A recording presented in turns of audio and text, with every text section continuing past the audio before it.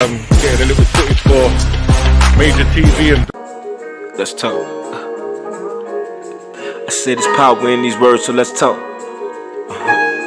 Let's talk. I said it's power in these words, so let's talk. Yeah, let's talk. Good morning, good afternoon, and good night. If I don't talk to you, a treasure in this message, so I gotta drop a couple jewels. Did it for my people, need some guidance, and they seek it true. Tired of propaganda, and they sick of being lied to. It's power in these words, so let's talk. Yeah, so let's talk. I said there's power in these words, so let's talk. Yeah, so let's talk. I said there's power in these words, so let's talk. Yeah, so let's talk. I said there's power in these words, so let's talk. So let's talk. So let's talk. I said there's power in these words, so let's talk. Yeah, so let's talk. I said there's power in these words, so let's talk. Yeah, so let's talk. Sharing knowledge like college, corruption and all the violence. We talk about all our problems, we turn our words into power. When all our heroes is dying, the media making them monster. Black leaders stripper, they honor like history, they rewrite it. There's power in these words, so let's talk. Yeah, so let's talk. I said there's power in these words, so let's talk. Yeah, so let's talk. I said there's power in these words, so let's talk. Yeah, so let's talk. I said there's power in these words, so let's talk. Let's talk. I said there's power in these words, so let's talk.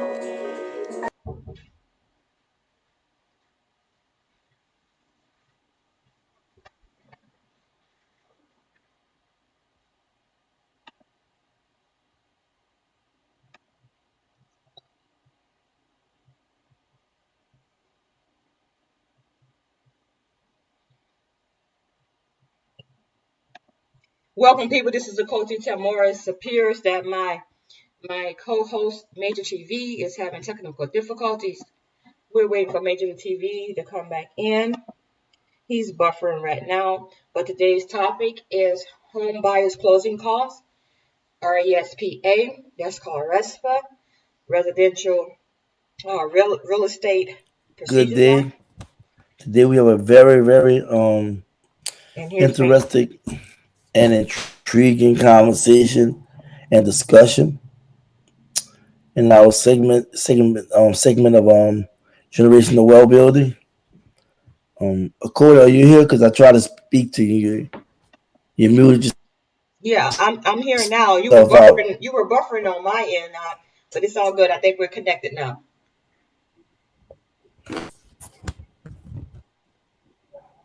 Can you hear me out? You sound kind of like iffy over there. How you doing? What's going on? Good morning, Grand Rising. Great. Grand rising to you I can and hear you all the good. family. Grand rising to you and all the family. How am I coming in, brother? I can hear you. Okay, good. Shalom, family. Welcome to You another. coming in kind of clear now. Good. Shalom, family. Welcome to another edition of Generational Wealth Building. I am Akoti Tamar. Thank you so much, Major, for having me back on your platform to share this information. We're talking about generational wealth building and buyer closing costs. How you doing today, brother?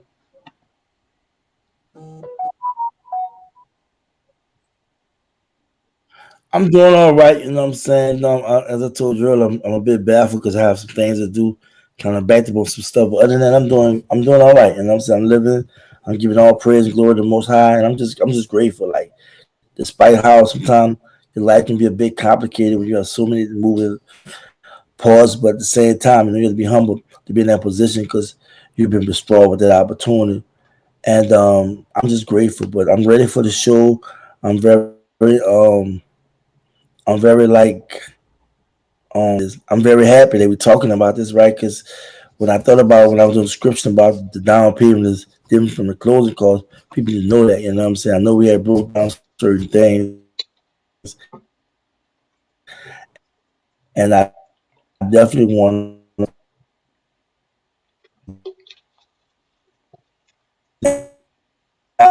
over to real estate. That's a whole different um ball game right there. But this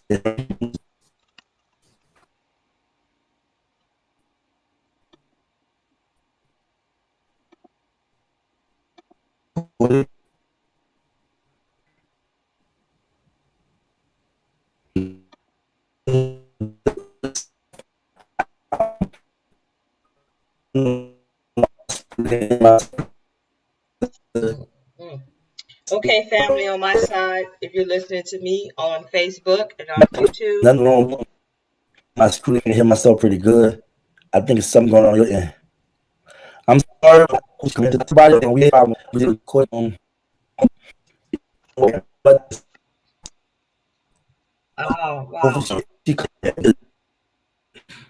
um, with home by Major, you're coming closing in. costs no To me, you're coming in sales. real choppy, Major. I don't think it's my connection. I think it's yours because even on YouTube, it's he can't even hear me. Wow, I'm sorry, Texas, I'm clear the sorry, mic. guys. And if you don't, you have to mute them all. His audio is coming in real So you choppy. cutting off. Excuse me, everyone. Let me know how I sound or Cody sound because she said it's my connection, but no, my connection acting up. It kind of like boom, boom. I'm gonna go on the internet. I'm gonna make sure I'm just go look at it and see because we are actually having connection issues.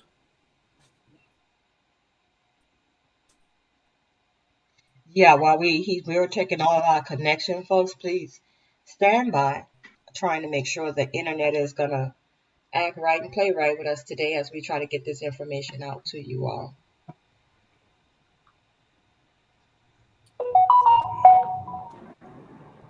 Hello. I want to be on my phone at the same time.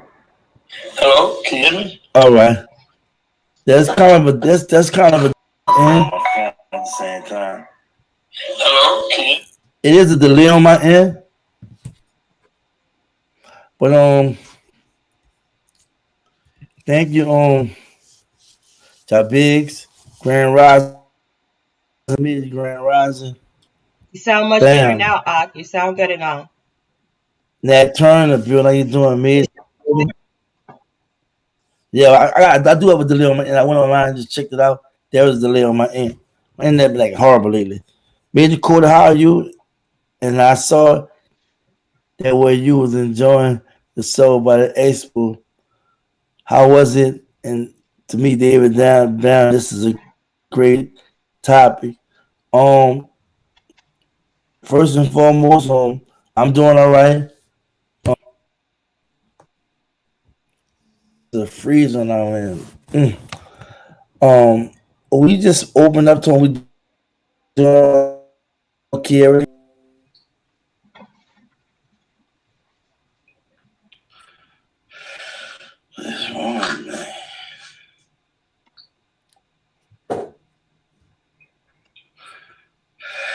I may have to restart everything because this is acting up. Shalom, Major. Are you there?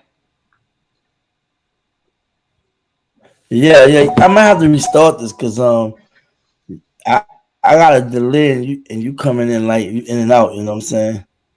Roger that. So we're shutting everything down and coming And back don't in? don't mute yourself no more. Just let it go. You know what I'm saying? Roger that. Let's do it. You gonna send me a new link? Is what you're saying? You think we should do that? That's what I'm thinking we should do. A refresh. Uh, Hang in there with us, people. Let We're me just see. I'm gonna try to refresh the whole thing and see what happens. we're trying to get the connections together. Please stay tuned. If we pop back up, please rejoin us. We appreciate you listening today. It's some very important information we need to share with you all. Yeah, and if it do knock us.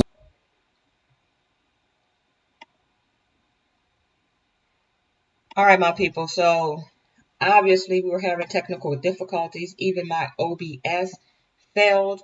I'm gonna continue to talk while I wait for Major TV to give me a new link. Today we're talking about generational wealth through real estate and buyer closing costs. So I don't want to give too much out right now. I just want to say thank you for watching. If you're still watching on YouTube, if you're still watching on Facebook, I'm gonna wait for the new link to come in from Major TV, and then we will proceed with the program, the schedule. We do apologize, but you know how this is the age of technology, and they control. They're in control. We're not in control, family. So as long as we recognize that and have some patience, we will get the information out to you. And so, in the meantime, in between time, I want to say thank you for listening and thank you for joining me as I share information regarding, how you can prepare yourself to buy a house if you are in that position, how to be how to get in that position actually. How much money you need. That's basically what I want to tell y'all and explain to y'all and how does it work. Now, the numbers that we're going to be talking about, these are going to be, just for fictional or for case study numbers, right, so to speak. But the main point is to get you an idea of what type of numbers, you should be working with. And so I'm back in. I'm back on the show, people. So Major TV, welcome back. Welcome back. Live with Achoti Tamor and Major What's going on? TV. Man, let's talk. Yes, yes. So topic again, my brother. Home buyer closing Hello? costs. Yes, can you hear me? Wow, I think Major is having some real. Yes, we can hear you. You can hear you. Okay, good. Home buyer closing costs and what is it? Final steps, correct? That's the topic today, right? Yeah, final process. Yeah, final steps.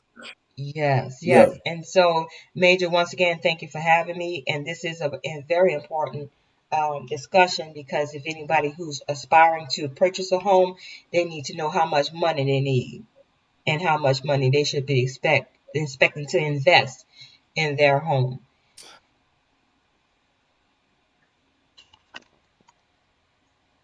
Of course. And like I said, I was pretty much um excited. I didn't say excited, but I was pretty much wanting to discuss about the fact that the down payment and closing costs two different things and what have you. So I'm very glad we're doing this.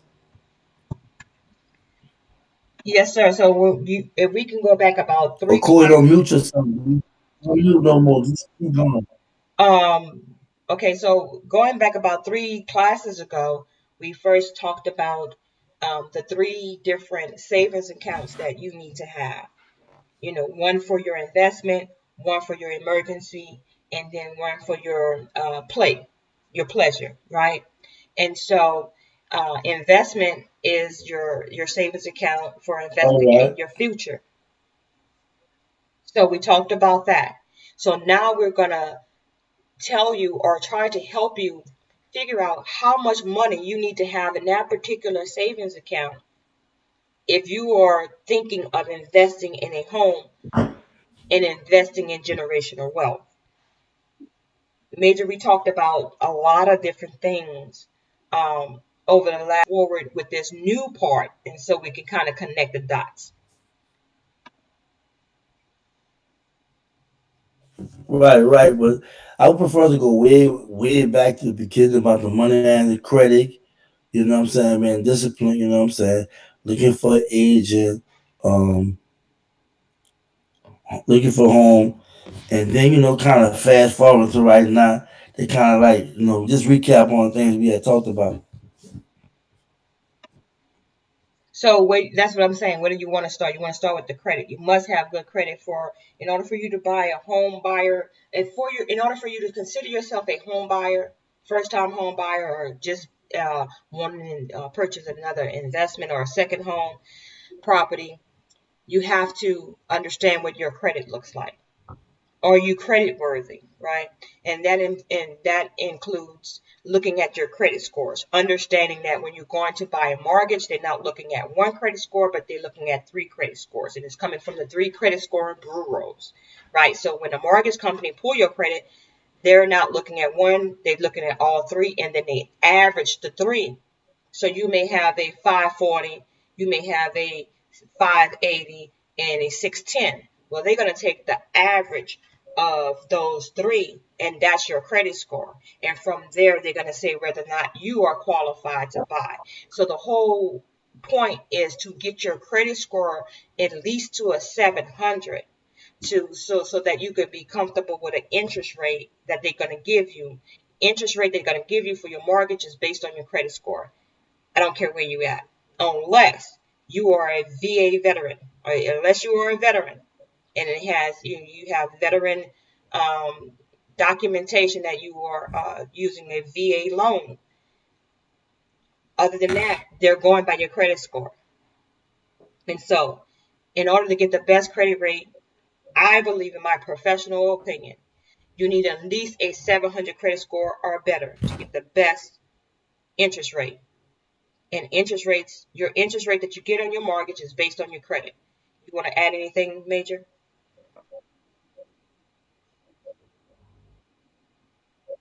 Yeah, some will say they can get it for 740, but seven credit score is better because, like she said, the possibility of getting a good interest rate. Because when interest rate is higher, your margin's gonna be higher. If it's lower, it's gonna be your margin's gonna be lower, and that just interest is what it's the cost of borrowing money, right? According. That is correct, my brother. That is correct. Well, yes, interest. So it determines about if you have a great credit score and you're borrowing money and you're gonna get hit with interest for borrowing that money. If you have a low credit score, you're better. You know what I mean? You're better and keeping your mortgage down low. Now, someone will sell you the story that hey, you can get it for 640, 650, 680. They say all kind of stories, but in the end, code is definitely right. And also, it's gonna be that FICO score, not that Vantage score. It's gonna get that FICO score. So I have to keep that in mind and what have you. But that was good what you had said, Cody. Yeah, sure, my brother. And I just want to let the people know that, going into these things, if you're working with a real estate agent, right? Your real estate agent with home buyers should be your resource center. That agent should be your resource center. They should know everything about real estate. You know what I mean? And so if they're inept, you need to move on to another person that's knowledgeable. Now, um, knowing how to select a real estate agent depends on your education of what to expect from your real estate agent, right? And so that's what me and Major are here to try to let you know, that these are the questions and these are the things that you should be asking your real estate agent when you're actually ready to go out there and purchase a home. So that's another thing that we haven't really delved into real because only for the simple fact that I want you to be financially uh, knowledgeable about home ownership, financially knowledgeable about home ownership before you go and contact an agent. We are giving you these things, these tools, this information for you to be able to question the real estate agent that you're going to hire. Because believe it or not, they're going to get paid based on you buying a house. If they And are we a realtor, let me just make this let me get this point out, because a lot of people don't know this. We have licensed real estate agents. Everyone that's holding themselves out to be an agent, they must be licensed. But not all agents are realtors. That's the difference. If your agent is holding him or herself out to be a realtor, that means that they have already agreed to have the seller pay them commission, but they will work for you for free as a buyer.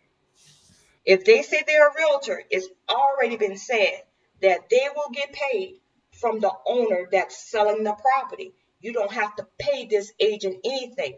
But what this agent has to have is the resources to make sure that you're getting the best deal and they're representing you to the best of their ability. And that's as much as I want to say on that as agents and looking for agents. We're giving you the knowledge so that you can be equipped to know what questions to ask your agent, and then you make a educated decision which agent is I just knowledgeable want enough to help you in your process.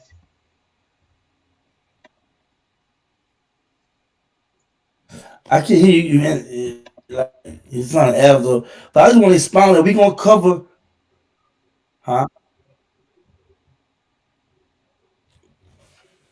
Are you getting background noise from me? Because if you are, I'll mute. No, I don't want you mute, but it's just like I hear what you're saying, but it's like it's fake. It's like a delivery. You good? Oh, Roger that. So that's all I want to say on as far as picking your agent. We're giving you the knowledge, and from the knowledge, these are you should formulate your questions and what the actual agent to know that they're knowledgeable to help you proceed with the full real estate process, because on average the home buying process can take anywhere from 45 to 60 days depending on your lender, and that's a whole other talk show. But Uh, I yeah, do you have I any want to say this. questions? Yeah. We gonna expound on real estate agents and everything. We just this podcast. We just going through things. We just kind of like then went through all of the process, but then I want to go back and go in detail about different steps from there. Refer books to them for to help them. You know, we was talking about the book thing, and I was like, we're gonna start leaving books behind. Our show and for reference and what have you. But yeah, I want us to come back and just help them understand certain questions they should ask and so forth. So we're gonna do that. When we come back. All this we're talking about, we're gonna reiterate it again. We're gonna be in more detail though. I agree. I agree. So where you want to move on to what I know you say we Money, need to money, recap. saving and money management. Like how important it is for us to save and how it's supposed to manage our money. Because why I work hand in hand is if you're saving your money, you're working, or you have a business, you got money coming in, you want to be a homeowner, you have to save your money. You have to practice money discipline. Secondly, the reason why is because when you buy that house, you're the landlord now. Because when you rent for somebody, something break, if it's not on you, it's on the house, you got to call the landlord or the apartment complex to bring the maintenance man to fix it. But when you own the house, you have to fix everything. When I first bought my house, I spent the first year 5,000 or better. So you definitely have to be responsible handling money. That's why I say about the money management part is just it's not just about saving for a down payment. That's one thing. But you're also saving for actual costs going into the property you buy. And there's a lot of things like I was just saying to Cody. We're gonna go in detail about owning a home. We want our homeowners and investors, so we can explain to you all the knickknacks and what have you. You know what I'm saying? And if you can do your own work, you can do your own work. Cool, but it's important that you save your money from that day that you buy the home. From this day forward, money man, because you never know if you're gonna have a water bust in your home. You don't know if you're gonna have some kind of electrical problems or what have you. And trust me, it costs.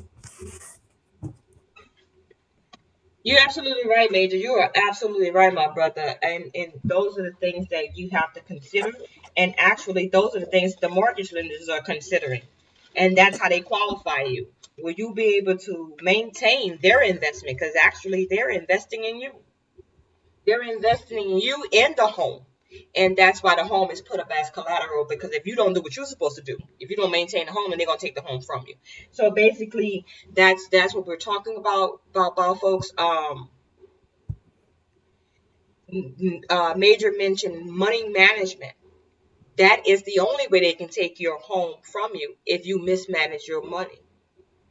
If you don't have enough money going into the deal, knowing that you have to budget your income to take care of this mortgage. That's not going to include the loan for the house, but it's also going to include your taxes for the year and also your homeowner's insurance. So those expenses that Major was talking about, the electrical and plumbing and things like that, if you don't have the right insurance or enough insurance, you're going to find yourself coming out of pocket with a lot of money to cover what your insurance company does not cover as a home owner, home investor. So insurance choices is very important. Um, it's an old age saying that, you get what you pay for.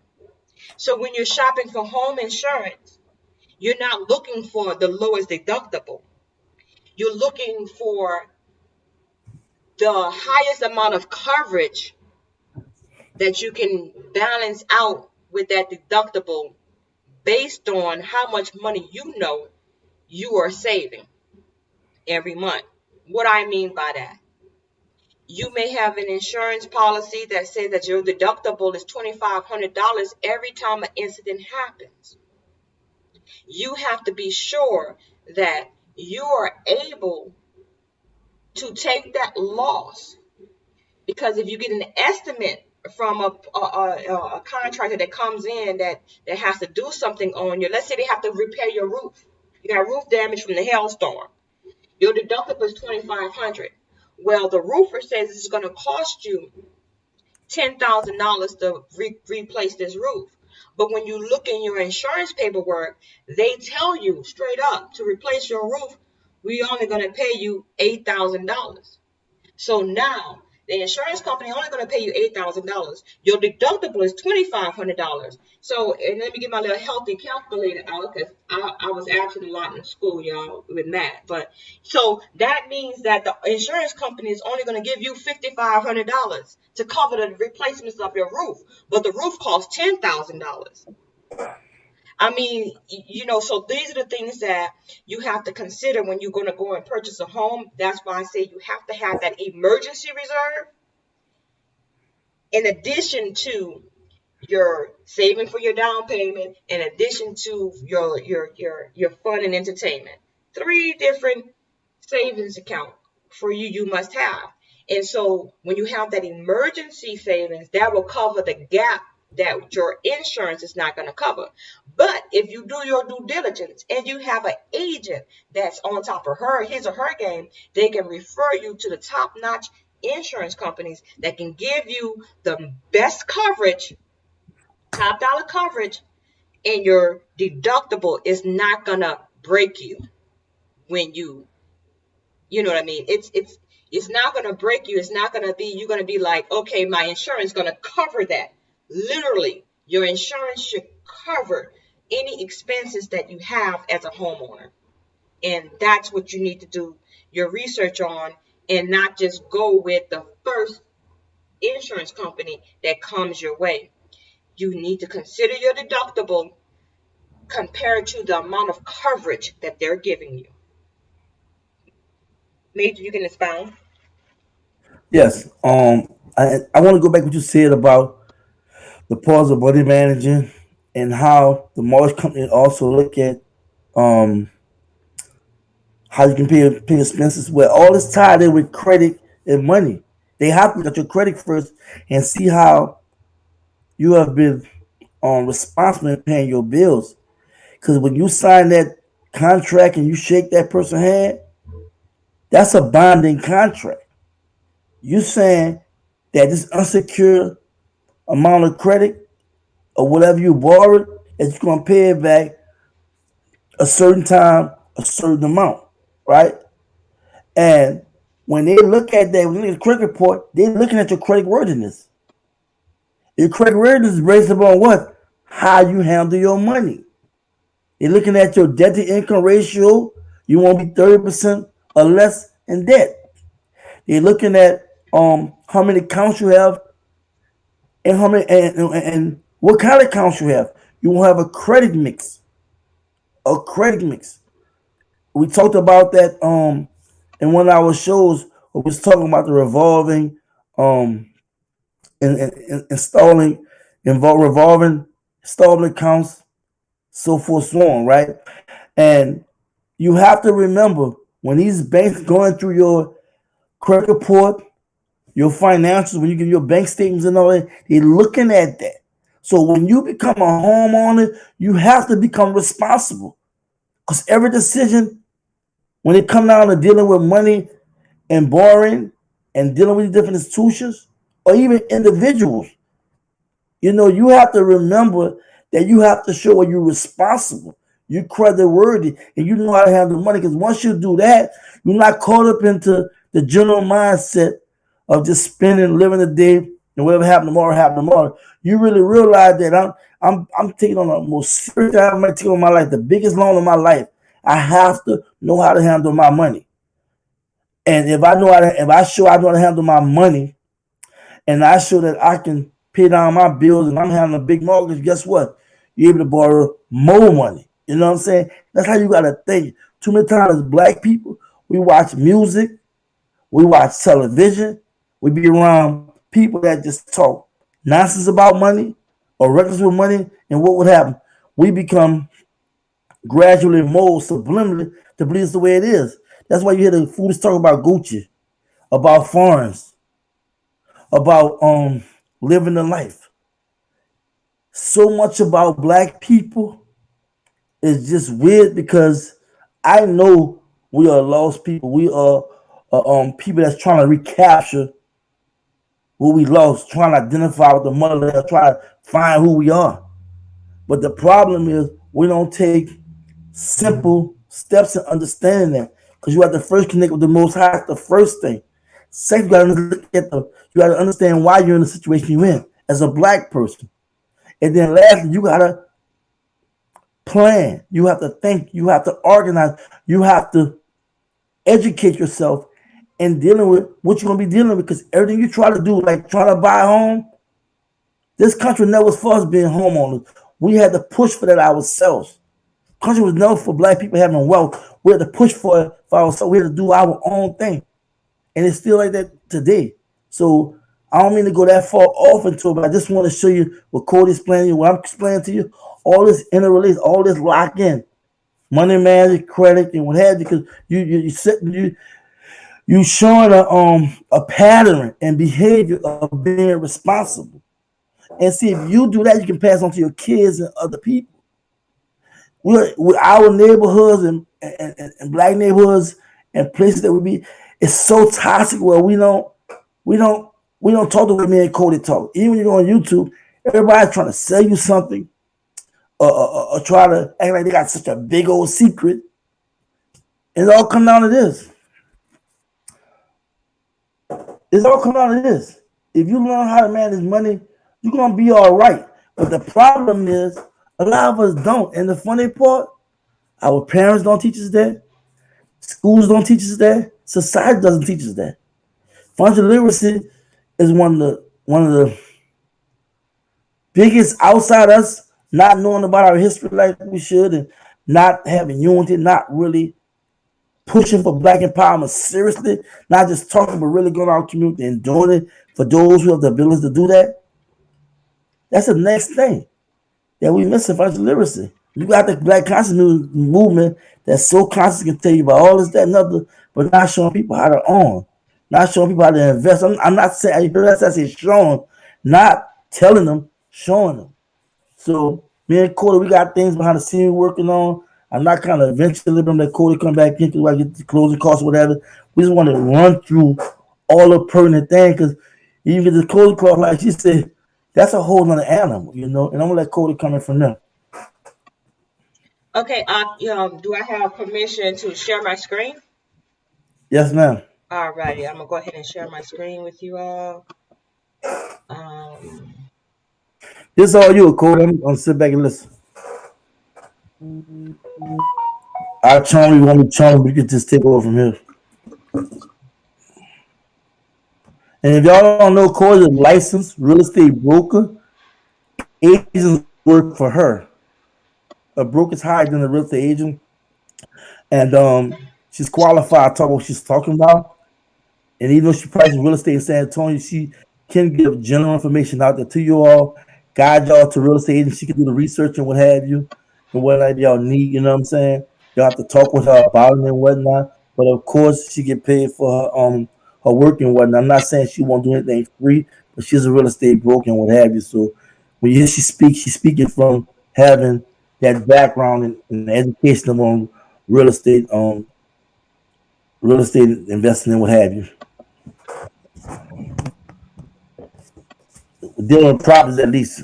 I don't want to just overstate your credentials, but she the real deal. We do a lot of stuff behind the scenes looking at properties, and we're gonna start demonstrating y'all. We start getting properties and what have you. Because right now on my end is a seller's market, but I still got some deals I'm looking at and what have you.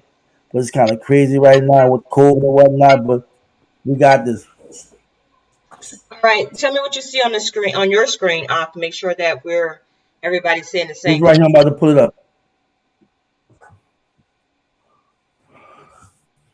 Just want to make sure everybody's I'm gonna viewing blow it the up. same thing. I'm sorry, say again. I'm gonna blow it up. I blow it up. All right, so tell me what's on your screen.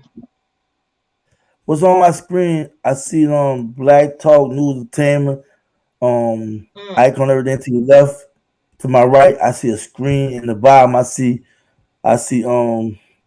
different things, different topics you talked about, and then I see a whole audio like setup. okay, so that's not what I wanted y'all to see. So maybe that's not gonna work to share my screen that way. Well, just Um, email it to me. Email it to me. Email it to can't me. email it to you because I'm actually on my MLS platform. You can't. So just let me see something here. I'm trying to switch the internet. I, I just Uh, need the screen. You just need that right, screen. You got two, three screens up at one time. right. So what I'm gonna do is I think I'm just gonna talk to y'all. I'm gonna eliminate that screen, and I'm just gonna talk to y'all from that screen to keep down confusion because When we I pull it up, you keep it on. yeah, there we All go. right. All right. All All right. right, so what I wanted to share with y'all was what basic real estate agent the figures that a basic real estate agent would plug in to help you figure out what your closing costs are. And I wanted you guys to actually see what all entails a closing cost. So you know for sure it's your down payment. And if you're going conventional, I always like to give my clients the worst case scenario because I really don't know what their credit score may be going into the first time I meet them. But the first time I meet them, I want to present to them a closing or approximate closing cost sheet so they would know how much money they need to save and how much money they're going to be investing into a property, whichever the sales price is. So I took an average sales price of $175,000 for a decent 3 bedroom, 2 bath home, approximately, let's say about 1,500, 1,600 square feet. That'll give you a decent home, 175,000. And I plug those numbers into my system. All realtors have this same system. And so with a conventional loan, worst case scenario, you're going to get a 5% down payment. With an FHA loan, it's 3.5%. So that's worst case scenario is 3.5%. Best case scenario with FHA loan is 3.5%. But with a conventional loan, it can fluctuate based on your credit score. The better your credit score, the lower your down payment. It can go as low as 3% down.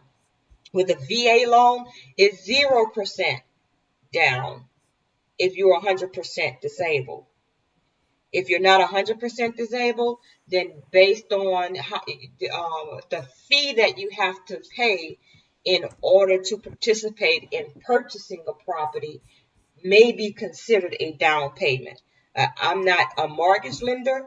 A mortgage lender can help our VA veterans, better understand how much money they have to put down.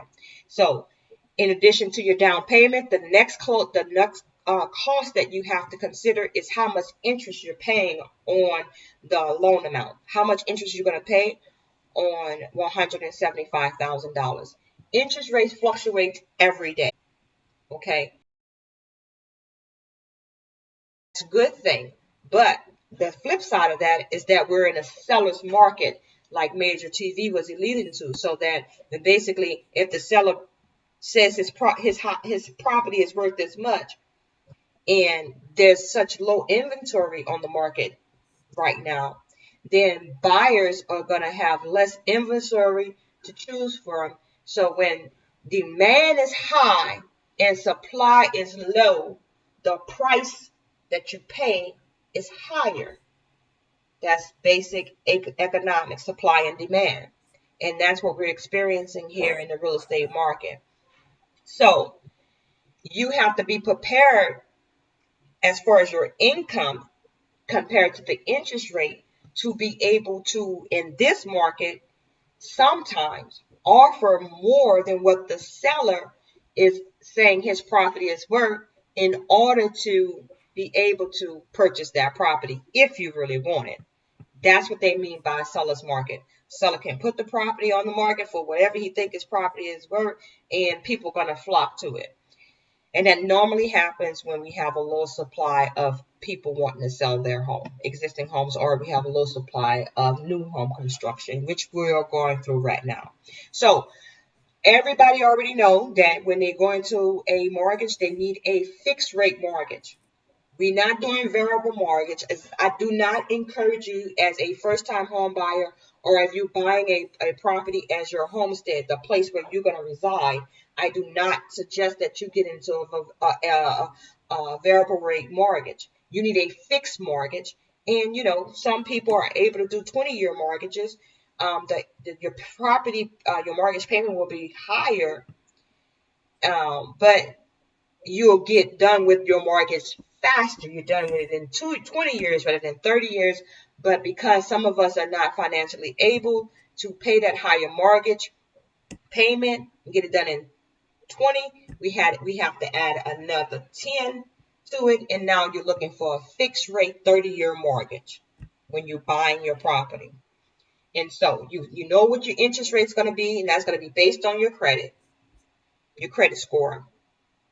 You know what your down payment is going to be, and that's going to be the type of finances you choose to go with, whether it be conventional, FHA, or VA. There's another loan out there called USDA, but that is strictly for people who live in rural areas.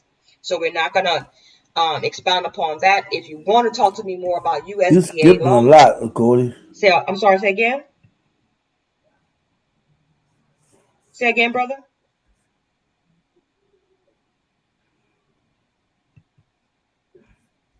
Are we having a connection problem again? Yes, I see my speaker is moving on your platform. Can you hear me, brother? You're skipping. I'm You were skipping. skipping. You good though? Okay. I mean, we hear you just in and out, but I get what you said. I just want to let you know. I don't know Maybe my why, end, though. because I don't even know. I'm stable. I'm in. You're doing a good job. You're doing a good job just Okay. in and out. So is there any questions you want to ask me based on what I just said before I move down to the actual closing costs that people really don't know about? It,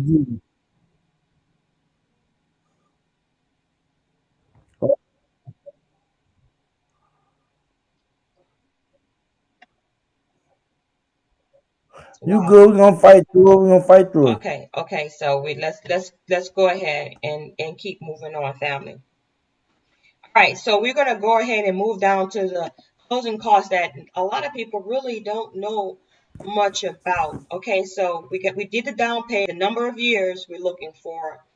And then once you know that, then you'll know how much estimated uh, mortgage payment you're going to be paying. You're going to actually calculate the loan amount. And I'm going to say we're operating, let's say we're operating at a 3.75 interest rate straight across the board, so that we can see what type of what's the actual loan amount. And from there, everything else is going to be determined. All the other closing costs is going to be determined after you put your down payment down. So let's go ahead and calculate how much that would be.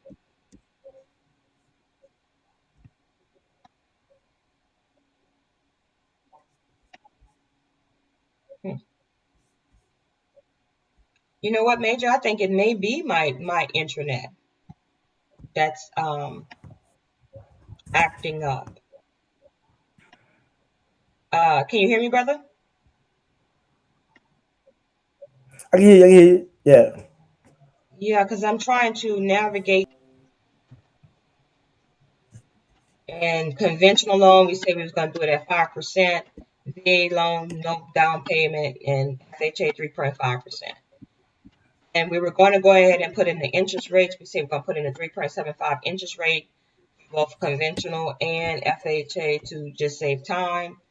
With VA tend to be a little bit lower, so I'm going to go ahead and put a 2.9 in for a VA interest rate. You can calculate the loan amount. There we go. So on a conventional loan with 5% down, now your loan mortgage rate is 100. Your loan mortgage amount is $166,250. That's what you're going to be making payment on every month, right? So in addition to that, your loan officer is going to take a certain percentage for originating your loan. right? And so when we go to these outfits such as a let's say Fidelity Mortgage or a Gold Financial, these are just mortgage companies, and then on the back end they sell your loan to an actual banker or a REIT, real estate investment trust. And these people actually hold your loan or own your loan, but then you have people such as um, Fannie Mae are a person such as Penny Mac who actually collects the money for these individual investors who's actually bought your loan.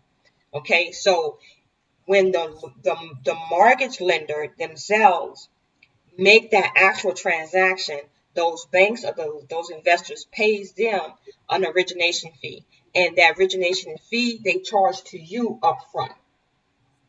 Basically is what I'm trying to say. So his loan origination fee is based on the amount of money that you borrowed that he sold to the investor.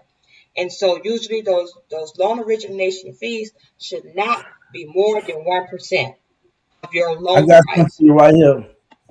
Again, I have some for you right here. once again, that loan origination fee should, I believe, should not be more than 1% of your the sales to your loan price. Okay, not the sales price, but your loan prices, but what you're borrowing. What you want to say, Major? I got some right here, like a closing disclosure right here. I can scroll to it and kind of like Looking at right there, family, is what we call the real estate, um, the real estate settlement procedures document. Like when you go to closing in real estate, this is what they must present to you, and the person that's loaning you the money must send this to you at least 3 days, I'm sorry, 48 hours prior to closing. You must be able to see this information prior to you actually going to closing. And right here, it details every cost associated with the real estate transaction. I didn't want to pull up the actual closing disclosure because it has the seller's cost as well as the buyer's cost on this, right? Is that what we're looking at? Or is this just for what yeah, we're looking at? This is the seller or the buyer, or is this both? Because usually yeah, closing the amount, disclosure have both. right. Okay, so with that, I You didn't have want to get one of the closing costs? say again, Major. Want me to get the closing costs and take this down? No, actually, I'm speaking to you from that information I was trying to share with you. So I wish I could have prepared the share screen better. Let me see. It won't let me share my It won't let me share my Firefox web browser. I have two web browsers up, and my MLS is in the Firefox, and it won't let me share that on your platform, but my people on my platforms see exactly what I'm looking at.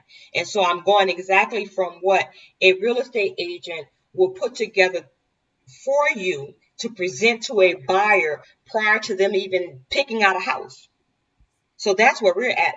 What you're showing the people is what they will see actually at the closing table once they've already purchased. Once they're about to sign to buy the house. When they're at the closing table, Uh, that's what you were showing. So what I wanted to equip the people with was the information that they need to be prepared for prior to even going out looking, because you have to know how much home that you can afford. And right now we're looking at a home that's priced at $175,000, 3 bedroom, 2 bath, about 1,600 square feet. So like I said, the loan originator, that's your loan officer, they're going to take 1%. That's these. Now we're getting down to your closing costs. We've already discussed your down payment. Now we're actually dealing with the closing costs. Part of that closing cost is paying your loan originator. The person that originated your loan, you have to pay them. And I'm saying typically that cost should not be no more than 1% of the amount of money you're borrowing. In addition to that, you got the mortgagee's title policy. What is that? You got to pay for that. You got to make sure, well, the title company, well, not the title company, the mortgager, they want to make sure that they have a title policy on the property to ensure that there are no other liens are clouds on the title, which would someone be able to come back and claim a certain percentage or a certain dollar amount of interest in the property. That's what a cloud is. A cloud on it, that could be a lien. Um, that could be a contractor that put a lien on it, a mechanic's lien. It could be a mortgage lien, a mechanics lien. It can also be a federal tax lien. It can also be a county tax lien. Those are all things that create clouds on your title. And that will prevent you from selling the property if your liens is more than what the property is worth. And so the mortgagees pay for the loan originator, pay for the mortgagee title policy, or request that you pay for the title policy to ensure that the property that they're about to invest in does not have any clouds, liens, or judgments on it to hinder them from being able to recoup their full amount of their investment of $175,000. In the case of a conventional loan, they will be investing $166,250,000. And in the case of the FHA loan, after you put your 3% and 3.5% down, they were invested in your property $168,850. So we have to make sure that they have to So make sure go that ahead. that is covered. Yes. Excuse me. That's good. There go the worksheet right there you was talking about. Let me see what you got going on. Let me move There's a over. closing cost right there.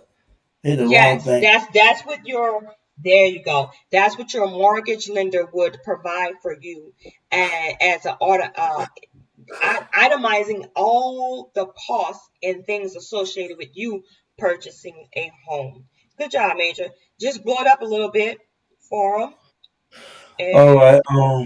so they can kind of, because your worksheet is not aligning it just like mine, and so they'll be able to see these different things as I'm talking about. They'll be able to point them out. So next on my list is the credit report, right? So when you say you want to buy a home, they're going to run a credit report. They're going to charge you for that. Right now, they're charging you about $65 to run your credit. That's going to be on your closing disclosure statement that Major showed you um, in the beginning. That credit score report, and that credit score report, the cost for that should be on that itemized list that Major has on your screen right now. They're also going to charge you for an appraisal. The appraisal fee you have to pay for. Now, this is the thing. This is where your realtor comes in, because your realtor should not be showing you a house that she knows is overpriced, and she knows it's not going to appraise for the value in which the seller has the property on the market. If you go in there and you pay the $375, that's the going rate for an appraisal these days, and that has to be paid up front, not at closing, up front. Okay, so you go in there, you pay your $375 for the appraiser to go out to appraise this house. Now, granted, the mortgager already knows that house that has to appraise for at least minimum the mortgage loan amount, right? Which is, I always say, the sales price. It has to appraise for at least the sales price. If it does not, then you have lost your money if the seller does not decide to sell you that house for the appraised value, because the mortgage lender is not going to loan you the money if the house does not appraise. So the seller has to make a decision. Yeah, I'm going to sell it to you for the lower price at the appraised price. If the seller decides that he's not going to do that, you have lost $375,000, and now you need to look for another property that will appraise. I got to comment on. I got to ask you some questions about that. Mm-hmm. Yeah. Now, what I understand, right, and this is gonna be a question to you. Let's say I see a prop for 200,000, but it's appraised for 180, right? The bank only pay 180, not. You have to pay the 20,000 difference. You can't pay 20,000. You can't pay 20,000. The bank would not go through the loan, right? The seller have to decide that, okay, I'm going to sell you the property for 180 as opposed to the 200. But the seller The won't. seller I'm just has, saying. if the seller decides to sell you the house for the 180, which was appraised for, then you get the house for 180. If the seller says, I know I don't want to sell my house, I think my house is worth 200, I don't care what your appraiser says, because that happens, folks. They will say that. And then now you've just raised $375 on the appraisal. It doesn't matter because the lender will not loan you the house, loan you the money, because the seller will not go down on the price. I need to slow down a second because this value information. You running, slow down for a second. That happened to me. Happened to me like 12 years ago.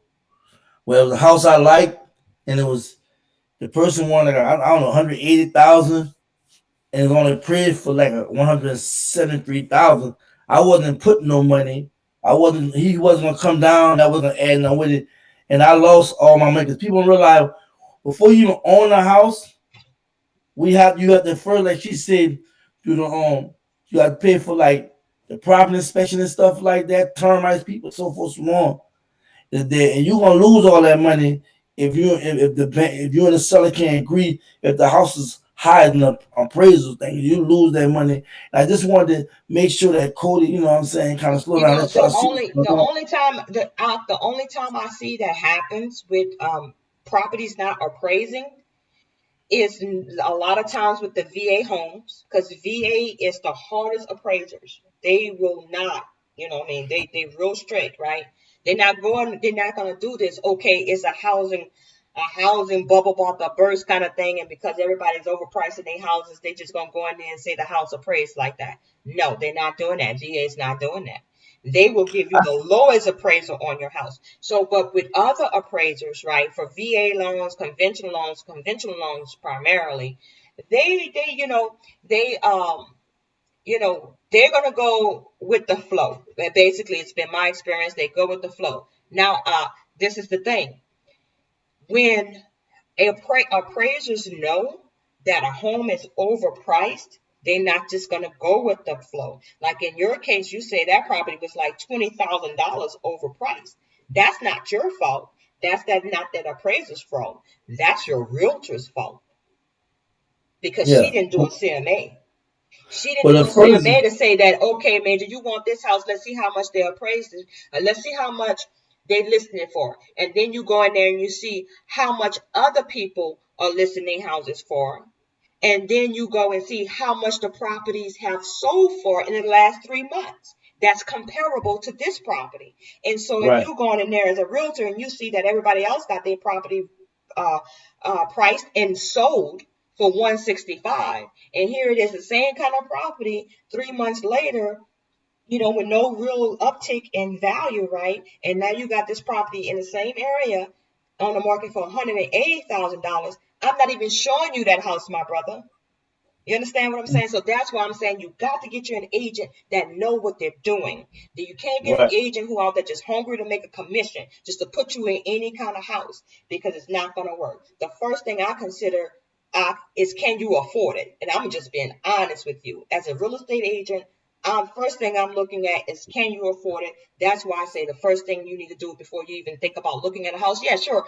You call me, I'll call you back. You say you want to see a particular house, I will meet you at that house. I will show you that house. But in the meantime, we're going to have a long consultation moving forward, because I'm not going to show you nail of the house unless you've been pre-qualified, because I don't know how much house you can afford. I'm not kind of went off on that, but the point is that we have to be mindful about who we're hiring to represent us, because a real estate agent, as a home buyer, is representing you just as the way a lawyer would represent you in court. So they have to be knowledgeable, and they have to be looking out for your best interest. And if they're showing you properties that's overpriced and they know it's overpriced, shame on them. Because you are going to get excited about that house that's overpriced. You might like that house, and then you're going to go for it, like you say, with the home inspection. You're going to go forward with that credit report, and then you're going to go forward with that appraisal. And then when that appraisal come back, it's not going to appraise, and the mortgage company going to be like, I'm not loaning you the money on this house. It's not worth it. And then, like you say, either you're going to have to come up with the additional down payment to meet what the sales price is lacking, or the seller is going to have to agree to sell you the house for that price. And I'm not saying that, sometimes sellers don't break their back and go ahead and, break their shoulders and go ahead and sell you for the appraised value. But sometimes it don't happen like that, and you can end up losing $375, and you can't transfer that $375 that you spent on an appraisal on this home to another home. It just don't work that way. $375, you out, you got to come up with another $375, and that sounds like almost $800 to me, family. So that's why I say it's the real estate agent that you pick that's going to help you go through all this. We've already been on for an hour, so do you have any questions on what I just said in regards No, to I have no appraisal? question. I have no question on Ed and just say that way happened to me. I had a bad experience. Yeah. Okay. Why about the house? Okay. So was it the agent, was the mortgage company, or was it the appraiser? It was the agent, you know what I'm Gotcha. saying? It was the agent, you know, Gotcha. and it was a number thing. I can tell you about that, you know, off the line. But it was a number Yeah. thing that happened. Yeah. That was when I Gotcha. first came home. Roger All that. right. So with other closing costs that you're gonna see on that statement is recording fee. They gotta actually record the deed. Once you purchase the property, we gotta register that with the county to let people know that you own the property so that they can start sending you property taxes, basically. Okay, then document preparation fee. That's all of the riders that go along with your mortgage. That's the actual deed of trust. That's the fair housing regulations that must be signed. That's the UCCC. That's the universal residential commercial application. That's the application you fill out when you want to apply for a loan. It's universal. Everybody get the same application. And so all of that is document preparation, and they charge you for that. Here on my screen, I got conventional loan, $225. For the VA loan, $150. And for the FHA loan, $200. That's the document prep fee. And then you have the attorney fee. The attorney fee, he's the one that's going to actually draw up your warranty deed, right? He's the one that's going to say, you are the person that has title to this property. And the attorney fee, he's the one that's you pay him to actually facilitate the whole sale. You have to have a third party. I suggest you have a third party when doing a real estate transaction, an unbiased person that's just facilitating, pushing the paperwork, coming up with the legal documents and whatnot. Underwriting fee, that's what you pay the underwriter that's going to tell you, okay, yes, we've seen all of your income. We've looked at all of your assets. We looked at all of your debt. We looked at your credit worthiness.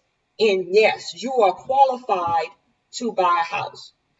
Once the loan originator does all his document preps or collect all that information from you, your tax forms, your bank statements, your income statements, and any other supporting documents that you may have that supports your income. Once that loan originator collects all of that, he sends your whole file to what we call the underwriter. Then the underwriter verify that you are a U.S. citizen, that you have a valid Social Security card, that you have a valid bank account, that you have the money for your down payment in that bank account, and the funds are seasoned, meaning that it's not have just been dropped in there because you just decided to buy a house. Your funds have been seasoned, like it's been there for a minute. Then they verify that the fact that you're getting insurance and all of those things. Then they can say, the underwriter will say, you clear to close. That's the one who say you can go to the closing table, the underwriter. For doing all of that, they charge you a fee. Conventional loan, $225. VA loan, $125. FHA loan, $125. Then you have the title company escrow fee. Those are the people that's actually going to bring you to the table and actually provide you with a notary to actually sign the documents and push it all through. These are the people that's actually collecting the funds from the mortgage company and paying off the seller. These are the people that's actually collecting the funds from you, your down payment, and sending it to the mortgage company. So that's what the title company does. And for that, they want a fee. For VA, I have here $250, and for conventional, I have $250. For some reason, they have for FHA zero, and I think it varies from title company to title company. But for VA, title company cannot charge you more than $250, according to what my MLS says here in Texas. Of course, you have the tax service fee. that's to make sure that the property that you are purchasing does not have any tax liens on it that will prevent you from buying the home. For instance, if the tax is more than what the seller's net proceeds is going to be, then the seller is going to be in a deficit. And so the seller is going to have to come to the table with money. And so the title company with the tax service fees make sure that seller comes to the table with paying off the taxes so that you don't go into the property in arrears or in property taxes. And then also the tax service fee, they register your property, the property in your name with the county so they can know who to send the tax bill to for the upcoming year. Anything you want to say, Major? Yeah. I got a couple things I want to say. Um, Dealing with a title company, they tell to make sure in fine print the contract is correct, right? Between the buyer and seller. Also, they're there to do a title search on the house you're buying, making sure there's no liens or loans owed by the seller and what have you, right? They're there and you pay them for making sure the stuff that you're not able to do, they're able to do it. And once they do all that, they send it to, like you say, the loan officer, who that is, what name say loan officer, The loan originator or the underwriter? The yeah, underwriter. The title company works directly with the underwriter at that point. right. And the underwriter gonna go through everything, and you gotta remember what he's looking at. He's still looking at your credit report. So guess what? You can't get no new credit. Yes, that's Looking very at your important. bank He said account. that. Looking at your bank account. You can't put no large amount of money in there. If not, you're gonna get a gift letter, right? What else? And that's basically that. Yeah, and gift letters, it varies what you need in order to go along with gift funds, right? Somebody you want to give you some funds to help you be able to purchase this house towards your down payment, towards your closing costs. If it's not seasoned money, it does have to be gifted, right?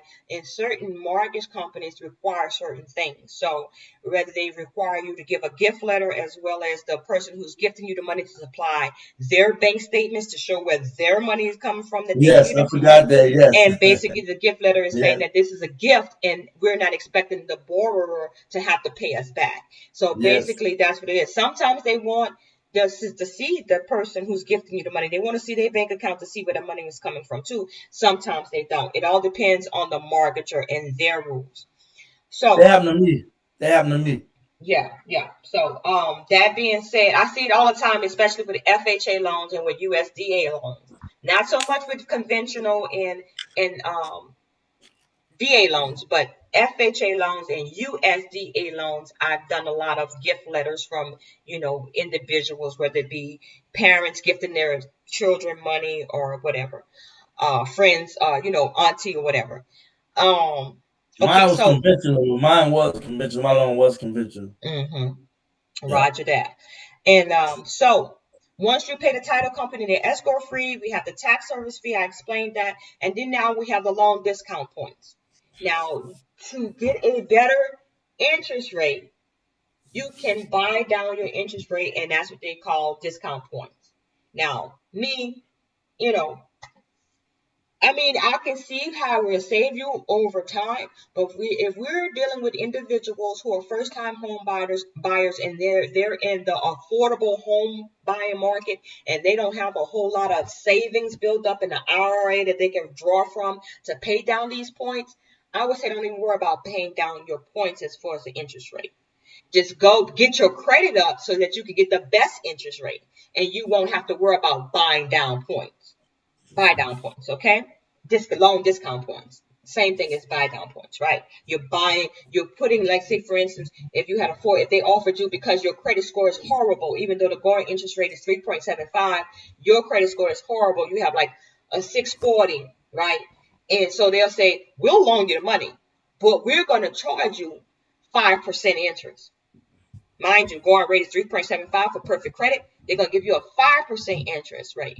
Now, if you have a whole lot of money saved up, you can buy down that 5% to to the 3.55%. But it's going to cost you money, and it costs you a certain amount of hundreds of dollars per point. And I'm not a mortgage rate person. I'm not a mortgage lender. I'm not a loan officer. So I'm not going to go into those details. But I'm just going to tell you that if when you have bad credit, you get a higher interest rate, you do have a possibility of, if you have cash money reserve, you do have a possibility of buying down that interest rate, buying down those points up front, cash money, so that over the life of your loan, 30-year period, your mortgage rate will be lower. You pay up front for a lower rate. That's basically what that is. And then we have association restrictions and amortization schedules. They pay you for that. Once you close, when you leave closing in your nice little folder, they're going to show you, have a breakdown, a table of your amortization, how much interest and how much principal you're going to be paying on this loan over 30 years.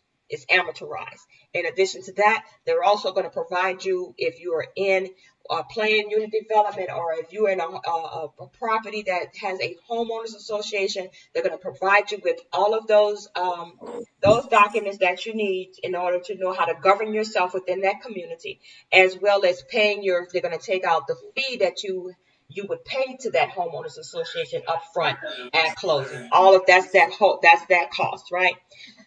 All right, inspection fee. This is something definitely that's an upfront cost. This is not paid at closing. This is paid upfront. Once you sign a contract, immediately your realtor should be setting up an inspection, because typically based upon that contract, you are trying to get your inspection done during your option period. Option period. What's the option period? You pay the seller a certain amount of dollars for you to have the unrestricted right to cancel your contract of purchasing this home based on what you find out in that inspection. So if your realtor and you guys discuss that you want to buy 7 days, and we're going to pay $100 or $200 for 7 days for the unrestricted right to cancel this contract, and you get your earnest money back, within those 7 days, it's very important that you get that inspection done. Because within that inspection, the inspector is going to tell you all the lender required repairs. If there are some lender required repairs that comes up in your inspection report during this time, and your realtor is working with the seller to say, hey, these are some things that you have to fix. Otherwise, the loan officer is not going to loan my client this money, and the seller is unwilling to fix those things, then your agent has to say, we're submitting cancellation of contract, utilizing our option, because we already paid you $100, $200 to cancel at any time. So we're going to cancel this contract based on the fact that we are still under our option period. We have the option to buy this or not. So that's why it's very important that you get that inspection done within the time period of an option period. And if your agent is not encouraging you to pay for an option period, fire your agent. Some properties, they will not allow you to pay for an option period. They just automatically, with foreclosures, they just automatically give you that 5 days, right? And then some properties, the owner is like, no, I'm not going to do option. But it's in the contract when you make your offer. So if your agent is not putting that in the contract in the original offer, then you need to fire your agent. It's very important that you take an option period so that you can get your inspection done, because no FHA or conventional person is going to loan you a house without you having an inspection. They want to know what's going on in that property. They want to know what's going on with their investment. Any questions, Major? No. You did a All good right. job. Okay, so this courier and Federal Express fee for transferring paperwork to one person or other, usually when I meet my clients, I put 0, because we're sending everything to the title company. It should be no courier involved in this. Everything is going through the title company. Then we have the processing fee. Processing fee is going to be determined by your lender. Warehousing fee, I always say 0, because the county requires that we record these things in their registration. So I always say that shouldn't be any warehousing fee, maybe for a VA loan, but typically not. Survey, this is very important. Typically, I want the seller to pay for the survey. Why? Because the seller knows exactly what's going on in that property. The seller knows the landlines, and the seller knows the boundaries and the meets, and the seller also knows if he's made improvements to the property, i.e. added additions or put a shed on the property or whatever. When the survey is done, all of that would be depicted on the survey. So if when the seller bought the home and it didn't have a shed or it didn't have a circular drive and he installed that, since he purchased it, then now he needs a new survey. We can't use his existing survey. So that's why I always say that in the contract, there's a place where the buyer wants the seller to provide an existing survey. And if that survey is not acceptable to the title company, then because of the age or whatever, or they know that some things have been done based on their title work, because when they run the title check on the property, they're going to see every lien, every new construction, everything that you did that you registered with the county is going to be in that database. And that's why it's very important that when you're buying a house, you run it through the title company, because they're going to do the title search. Title search meaning anything that may pass a cloud on this title for you having clear title with nobody coming after you for money, or saying that they have claim to the property. So when the title company gets done with all of that, and they see what new construction has been done on the property, then they know when they look at an old survey, they'll know, well, no, since then you guys installed the fence. Where's the fence on this survey? We need a new survey. So within that contract, as a buyer, your realtor should be saying, we want a new survey if there's no existing survey, and it's going to be at the seller's cost. Now, I believe it's with the VA that I'm not going to say that. I don't want to say that. I want you guys to get with your mortgage loan lender. But just know that there's a cost for the survey. Me as a realtor, I want the seller to pay for the survey, period. And if they hard nosed and you still want the property and you don't mind paying the $450 for the survey, then I'll move forward with it. But just know going forward, your realtor should be asking the seller to pay for that survey. You should not be volunteering to pay for a survey. And then there's a flood certificate. If the property is located in a floodplain, 100-year floodplain, meaning that it has flooded in your area within 100 years, then your property is located in a 100-year floodplain, and that's the due diligence of your realtor to find that information out, to recognize whether or not you need a flood certificate from the county, as well as do you need to buy that extra rider on your homeowner's insurance to cover flooding. It does not automatically exist because people that live in an area that's not prone to flooding, they shouldn't have to pay for flood insurance, right? So for people who are purchasing properties that they know that they're in a 100-year floodplain, then it's necessary for you to buy that flood insurance rider in addition to your regular homeowner's insurance. Now, basically, I have covered all of your closing costs, everything that a mortgage lender should be charging you for. And at the end of the day, when we calculate all of that, at the end of the day, we talk about the down payment, the loan origination fee, and all of those costs on let's see, we're going to leave out your insurance, your premiums we're talking about, and your monthly escrows. You're going to leave out the taxes, because for everybody, wherever you are in these United States of America, your mortgage insurance and your tax insurance is going to be different based on the county. So I'm not going to put those figures in. What I'm just going to give you is the broad base, worst case scenario minus those escrows is what I'm trying to say. This is your cost, not including your escrows. So we're looking at a total cost, closing cost on a $175,000 home, $4,000, $4,500 if you're going conventional, $4,000 if you're going FHA, and $4,100 if you're going VA. And that's in addition to your down payment. Or we understand what we're saying or we're talking about here? I'm sorry, Major, that's including your down payment. That's including your down payment. $4,000 on a $175,000 house. Everybody understand that? Are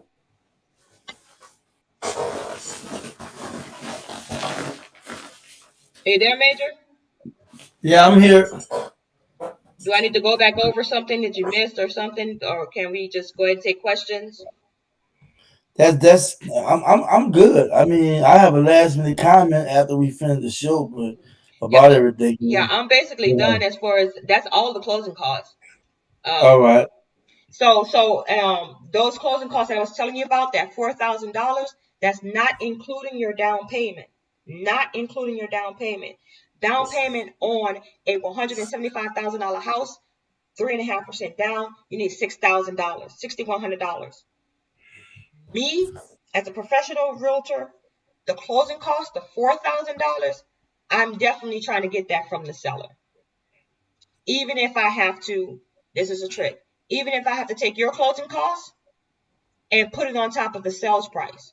So now you're not paying $175,000 for the house. You're now paying $100. We'll offer them $180,000 for the house because I know that it will appraise at least $180,000.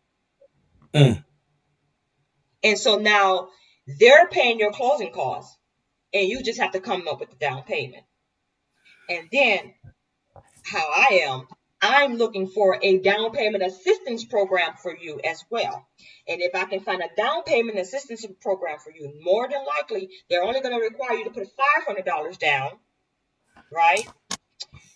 Granted, your mortgage note is going to go up a little bit because you're not putting the full $6,000 down. But you're moving into a house. I'm having the seller pay all your closing costs, and I'm having the government pay the bulk of your down payment. You moving into your house with $500 down, and I've done it several times.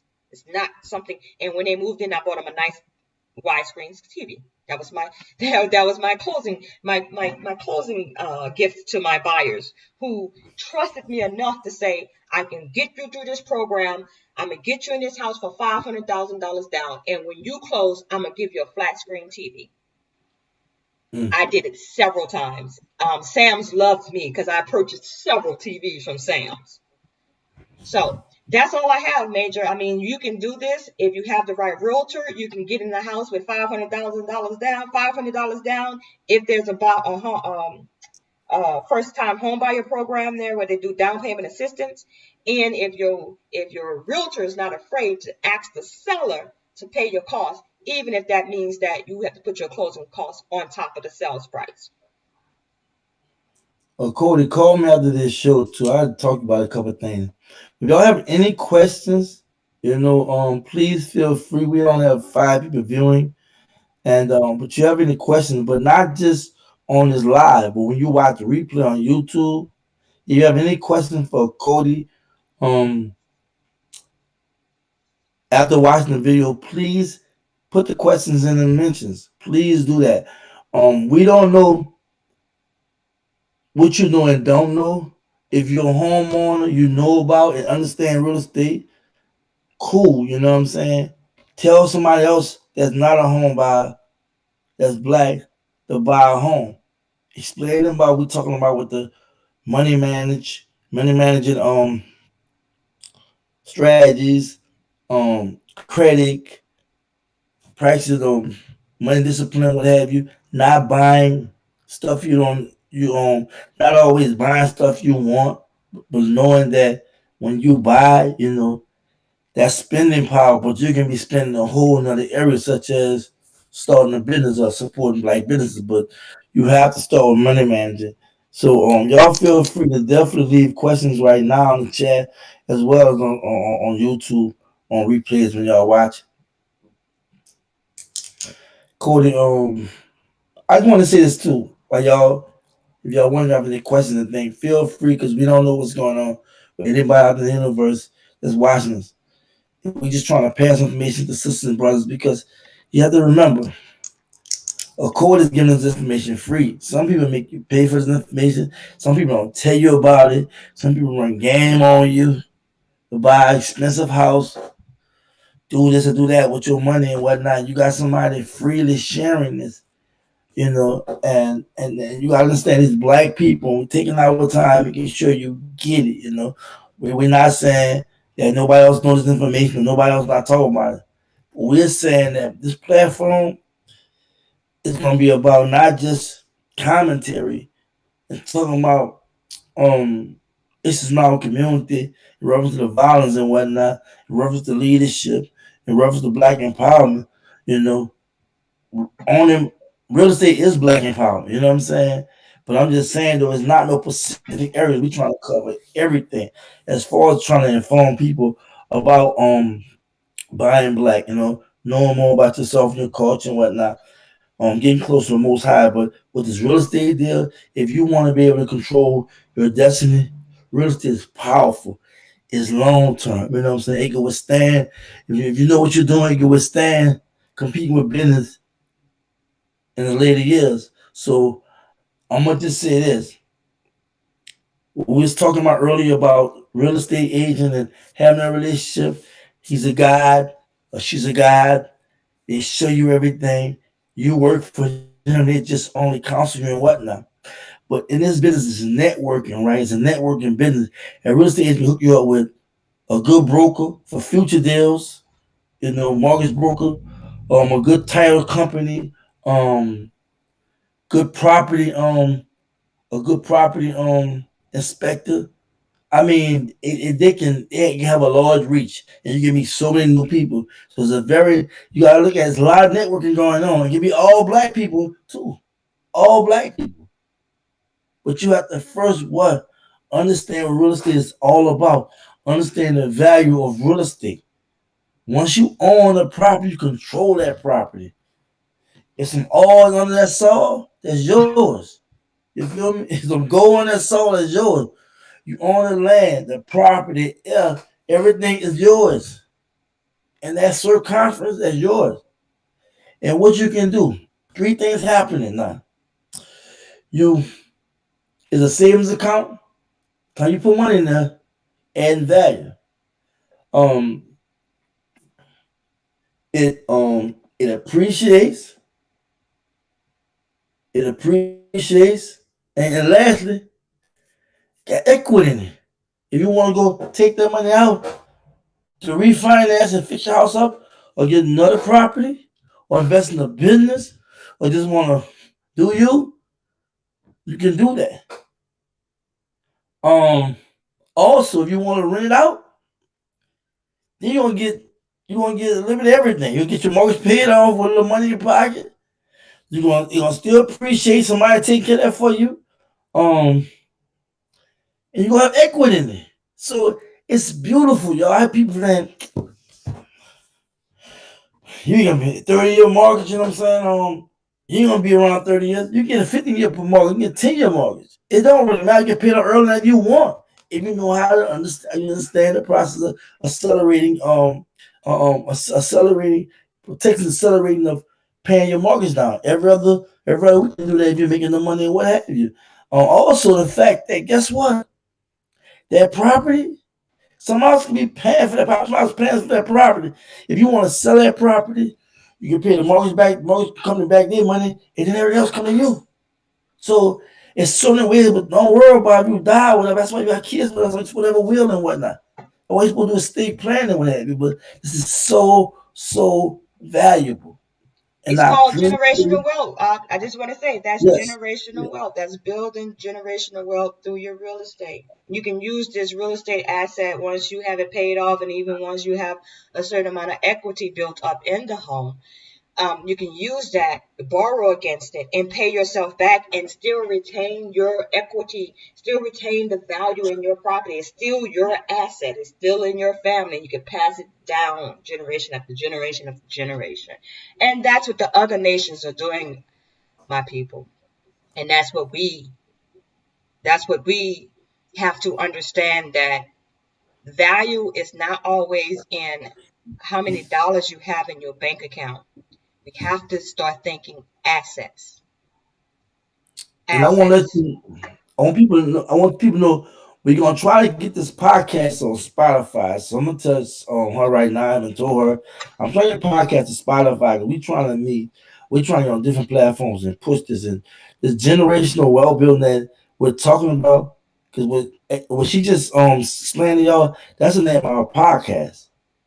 Black people need to know this, and we need to get this information out. So I'm letting you know officially, Cody, I'm pushing to be on Spotify. So we're gonna have to tighten up definitely with our content, being more organized and being more consistent with that. You know, you can't make a show. I should come make a show. You know what I'm saying? We have to definitely get the information start paying because it's so valuable and important. And what's so sad is we fight in our community, but we're not talking about things we should be talking about. Yeah, I mean And that is point, my brother. And as long as we stay on point, as we stay positive, right? Now, don't get me wrong. We're gonna call our people, call them out when they need to be called out. But you call them out, you say what you have to say, and then you move on. You don't dwell in it. We don't dwell in negativity, but we do call out unrighteousness. And so, moving forward, we want to just be positive. We want to give people information so that they can improve their life, so that they can be ready and they can be in a better position to fight the opposition that's coming.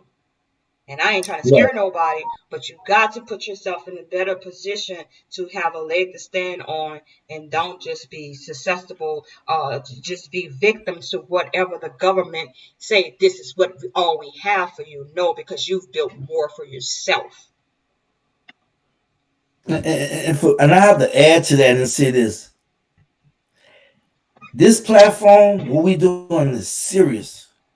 If people want to entertain gossip and nonsense, they can go where they go. Yeah, we don't get the most of the time and call people out, clean ourselves off and leave it back. And that's only when it just you have to say something about it. But a lot of time I ignore it because black people selling trauma right now. Black people are enjoying that toxic dysfunction. It's like it ain't right if we're not in Rome watching gladiators fight. We've been programmed to believe it's cool. I'm looking at all these different black media platforms that's entertaining for YouTube for likes, subs, and monetization. I don't know. Like my channel is monetized too, so I'm not saying I don't get nothing on certain videos or whatever. But I don't monetize all my videos. I monetize certain videos. You know what I'm saying? But I mean, long story short, I'm just looking at the direction of our community and what's going on. And when I made that comment, I just wanted to just say, well, hey, this is what we at. This is a part of the platform. I'm not with the nonsense. I done had controversy come to me, you know what I'm saying, the sense of an interview and whatnot. And guess what? I left that where I was at. I've got out there and spoken open. Y'all know how I am, how I was behind GMG. But I'm equally like that behind black people, period, how we clashing and whatnot.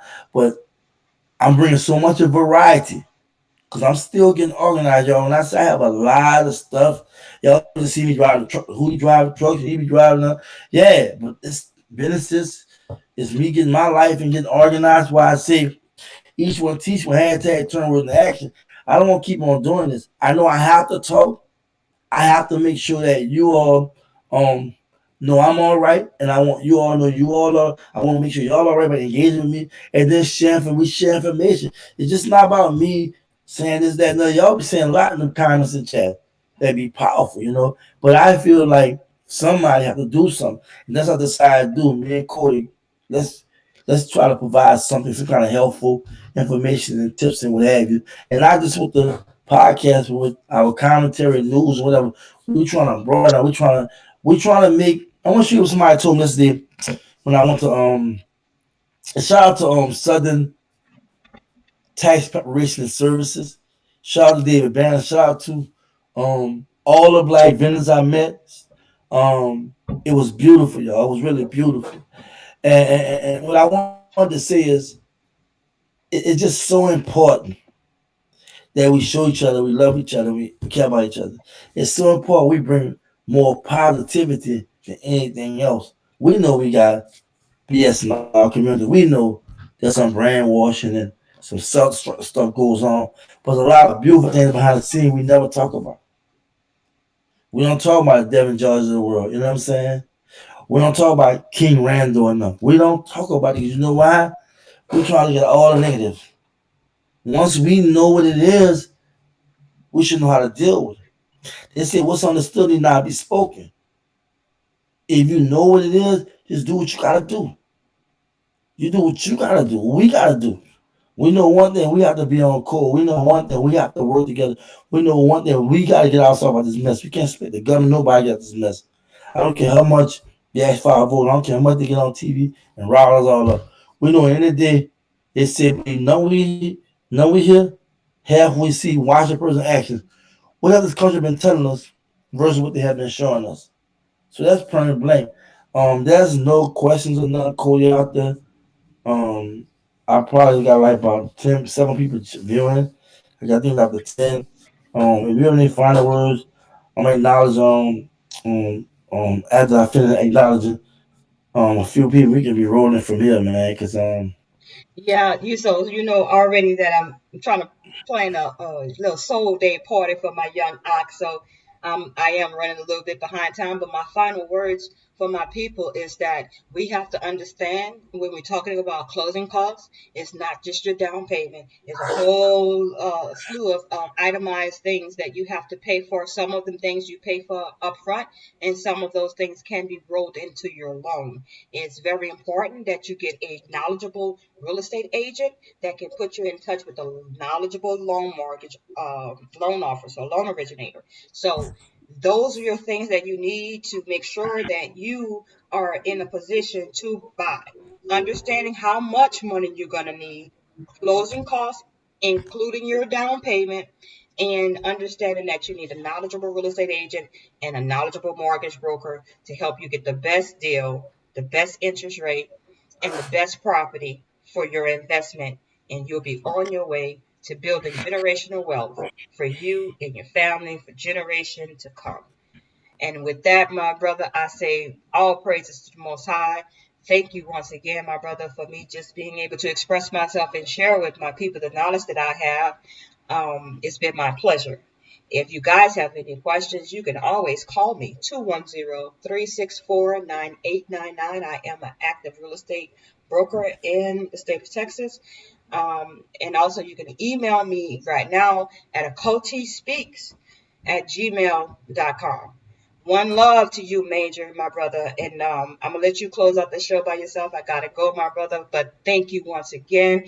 And yes, when you get off, hit me up. I'll be in the car riding and we'll talk. All right? Love you all all right, with the stay blessed. love of Yahuwah. Love you all with the love of Yahuwah. Y'all stay blessed. Shalom, my family. Love you, shalom. The book that I'm recommend is Personal Finance for Dummies.